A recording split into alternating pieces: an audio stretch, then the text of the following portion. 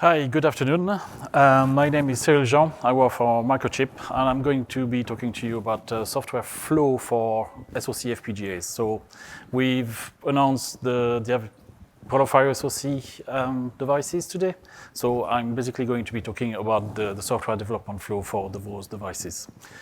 So instead of going into the nitty-gritty details of the tools that are going to be made available with Profile SoC, instead I'm going to talk about the philosophy of how we've designed the flow and why we have designed the flow that way. So we'll start with the basics. What is an SoC FPGA? So it's an SoC. So in your SoC you find microprocessor cores, peripherals, memory controllers, some circuitry to control your resets and to control your clocks. Typically, well, it's not typically, like on an SoC, you program it writing software, like so the processors execute sequences of instruction one after the other. So it's a very, well-known way of programming a device. Like it's when people think about programming, this is what we're doing here. So on FPGA, so I'm sure most of you are familiar with an FPGA, but we'll do a quick refresher. Typically, you find a large number of logic elements that allows you to implement logic equations, some flip-flops that allows you to store some state. So using these, you typically implement state machines. You'll also find some memory blocks that allow to do storage of buffers or coefficients for algorithms or whatnot. You also find some math blocks that used inside the FPGA to implement operations that require multiply, accumulate type operations more efficiently than using logic elements. All of this is connected to the outside world through IOs. So IOs, you'll find standard GPIOs, like fairly low rate of change. But in our FPGAs, you'll find also what we call high-speed IOs. So they would be the type of IO that would use, for example, to implement an HDMI interface to a gigabit Ethernet PHY. Or another use case for those high-speed IOs is to use a group of those IOs and use them to implement DDR5 memory for your memory controller. Finally, another block that you'll find inside the FPGAs are SerDes for high-speed, even higher speed communications, serial communications in the tens of gigabits. So these SerDes, like you would use to, for example, implement PCI Express. So here you have a lot of building blocks that allow you to build the peripherals of your choice. And the way you program the FPGA is very different from the way you program your processor. So in the FPGA, you would use languages like Verilog, and the programming paradigm is very different. In your processor, you execute one instruction after the other. In the FPGA, everything happens at the same time. So, for example, in your Verilog code, every single line of your Verilog code executes on every clock cycle and changes state. So for somebody who comes from a software background, this is something difficult to grasp. But eventually you get used to it. And it's not actually that complicated when you come from a software background to deal with that type of programming paradigm. So an SoC FPGA is basically you put the two together on the same die. And that allows you to expand what would be your standard SoC with custom peripherals that might be specific to your application. So it's actually not that complicated from the point of view of the software to deal with an SoC FPGA. You just treat it as peripherals. The FPGA actually shows up in your memory map. And inside the FPGA, you implement logic that shows up behind those memory ranges. And the FPGA logic can also feed back interrupts into your processors. So think of the FPGA as configurable peripherals showing up in your memory map. So the SoC FPGA on its own is a lovely paperweight. So to make use of it, you need to stick it on development board. So development boards, you will find external peripherals like your maybe external storage, for example, SPI Flash, eMMC, or some PHYs for your communication protocols like Ethernet PHYs or some other type of PHYs depending on other applications. And you can also expose some memory buffers to the processor from the FPGA. So that's something that you would use to actually transfer blocks of data to be processed by the FPGA logic, usually through some form of DMA. So it's not that complicated. Now, if we look at how the system startup, so your standard system startup on an SoC is that you have a zero-stage bootloader that will typically configure some clocks in your system, take the system out of reset, then jump to a first-stage bootloader, which will allow you to read some executable from the outside of the FPGA, load it up to your next boot stage, second stage bootloader, which will load your operating system either from local storage or through a network interface. And then once your operating system is up, it interacts with the hardware through the memory map and through the interrupt table. So easy peasy. So that's the standard flow of starting up a system for a rich OS, but it doesn't always have to be that complicated. So for example, if you do some applications that are either bare metal or RTOS, you can skip some of the boot stages. So you go from your zero-stage bootloader to your first stage and probably jump directly to your application. You may even keep things very simple by keeping all of this into one binary, one executable, if it all fits inside of the flash memory of the SoC. So these are kind of the two extreme cases, like your rich OS boot up or your bare metal / RTOS boot up. So that's kind of fun, but it's even more fun to actually do both at the same time on the same device. If you want to implement an asymmetric multiprocessing system, you can actually, and you have a multi-core SoC, you can actually boot Linux on, let's say, 3 cores, and boot your bare metal application or RTOS on the 4th core. So here you see the point of divergence between the two methods of booting, depending on your application. So I've kept it fairly general there in those diagrams, but if we actually go on name names, in the case of PolarFire SoC, your zero-stage bootloader will actually be implemented by the PolarFire SoC HAL, the hardware abstraction layer, which is startup code. Like if you think of that bare metal system, this is the type of code that you would find executing before you reach your main function. So that will configure your clocks, that will configure your IOs, and that will configure your memory controller. Then, moving on to the first stage bootloader, we have something that we've called the hard software services, which is specific to specific to PolarFire SoC, could be made a bit more generic for RISC-V targets. And then you go on to U-boot on Linux, or you go on to FreeRTOS. Okay, so it's here again, you interact with your system, whether it's the microprocessor subsystem or peripherals or accelerators implemented in the FPGA through your memory map and your interrupt table. So you see here that I have 2 colors for the memory maps and interrupt tables. That's because we use the PMPs, the physical memory protection, to actually separate those two contexts. That separation actually takes place as part of the first stage bootloader, which is, in our case, the hard software services, the HSS. Okay.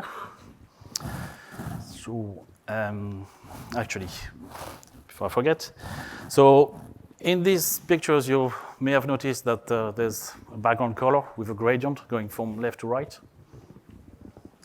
So what that gradient color is trying to express is the level of coupling between your software development flow and your SOC vendors, tools, and deliverables. So very early in the process, you have a very strong coupling with what your silicon vendor is going to provide to you. But as you progress through booting up your system, you are diverging more and more from what the silicon vendor is forcing you to use and move into generic software stacks like U-boot, Linux. So about like in the middle of that picture, on the, starting from U-boot going to the right-hand side, this is all open source software. And this is typically the zone of comfort of your software engineer, because it's all systems that they know about. Left-hand side is a little bit more tricky. That's SOC specific. In the case of PolarFire SOC, there's one small detail that's of interest. There is actually no ROM to do your zero-stage bootloader. Instead, we have some flash memory. We have some onboard NVMe memory, which means that you actually have control of what is normally the ROM code of your SOC. So on that code, we are providing the source code for it through using an MIT license. So in your system, from the minute the processors come out of reset, you actually have full control of the software that is executing on the SOC. So now going back to the actual development flow. So this is a diagram that you may have seen in Ted Spears' presentation. So we came up with that diagram at the same time as coming up with the architecture. And the architecture was of PolarFire SOC was driven by that diagram. So we start on the left-hand side. So here again, like on the left-hand side, we start with capturing design decisions about how we want to use the SoC FPGA.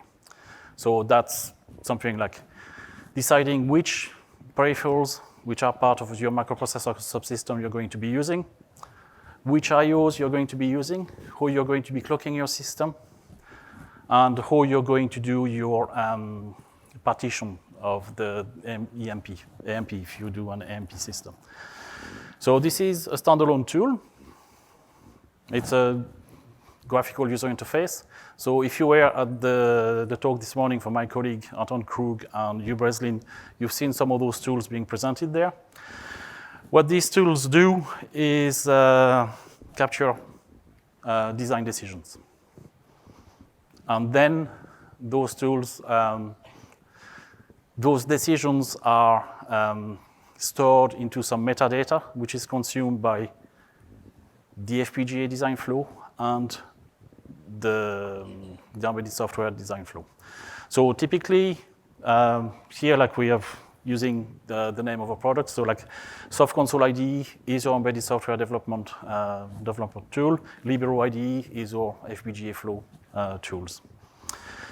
So you will find that the way we have architected this device, the software guys and the hardware guys need to have a little bit of a chat at the beginning of the design flow to decide what's going to be into the system, and they only converge back at the end of the flow, where they actually need to combine the executable for the internal flash with the bitstream that will program the FPGA. But in between, they are using a conventional development flow, either for embedded software or FPGA design. Okay, so like we're trying to keep everybody in their comfort zone for most of the development flow. And we only force ourselves onto the users where we do not have the choice, okay? So you may have seen some of those this morning, or sorry, earlier today. So this is the Polar Fire SOC configurator. So that allows you to select your peripherals you want to use. That allows you to do your I/O assignments, select your clocks. So you might think that, oh yeah, it's a lovely GUI, but I can't do that myself. Well, it's actually very useful to use the GUI, because this is the type of GUI that we've been deploying in our FPGA flows for a number of years, because it's not just a pretty picture, it actually enforces design rules. So earlier, you may have seen in the demonstration of the configurator that you may, by mistake, try to assign a pin of the device to two different functions. This will prevent you from this type of mistake. It will also look after the clocking of the device, which is not always that straightforward. As you capture your design decisions, the diagram on the right-hand side of in the GUI will actually change to reflect the ports that are being exported out of what would be your standard SoC. These are the ports that are either exported to pins on the device or to the FPGA. Then that same diagram is used in the FPGA tool flow. And you can see the half of this diagram on the right-hand side is actually a screen capture of the FPGA design flow, where that bigger block there is actually your SoC block, your SoC ASIC block, and you're actually connecting other IP blocks to it, which are actually going to be implemented inside of your FPGA. So that flow has been deployed in our FPGA toolchain for a number of years, and it just abstracts the SoC as an IP block. It just looks like an IP block in your FPGA design flow. So pretty standard, like the FPGA guys are fairly familiar with how to use this. So next. So now going into a little bit under the hood, we are not going to be hiding anything from you guys. And that was also part of the design philosophy. You see everything that's going on. So the graphical user interface, what it generates is a set of metadata that describe the design that you've selected to configure for the SoC. It's a set of XML files. If you actually open the XML files and take the SoC FPGA datasheet and look side by side, it becomes quite clear what's being configured. So it's not really meant to be human readable, but it is actually. Then what we do in the software flow is that we run some scripts on that XML data, and we generate C data structures and header files that capture the configuration of, for example, like all of the values of the configuration registers required for your DDR memory controller, or registers that need to be written to configure PLLs to generate a specific frequency to execute your system. From that point on, you can customize your software development flow the way you want. It's just source code, C source code. So the tools that we are supplying for the embedded software is Soft Console. So it's all based on open source component. We also provide Renode, which is a super duper simulator that allows you to actually execute your software in a simulation environment so that you do not actually need to have the hardware at hand. And it's also very handy for testing continuous integration and whatnot. So Soft Console 6.2 there is available now. The resources, if you go to this web page, so microsummit.com/polarfireSoC, you will find documentation about the SoC, the links where to actually go develop soft console on the tools. The tools are open source, free of charge. You download them, install it on your machine, and walk away with it. On that page, you'll find a link to a GitHub page where you will find today you can find something that we're calling the bare metal libraries, which include that Polar SoC hardware abstraction layer, which is used as your zero-stage bootloader. The next thing that we're going to upload there is the hard software services, and then Linux build systems and whatnot. So that's all from me.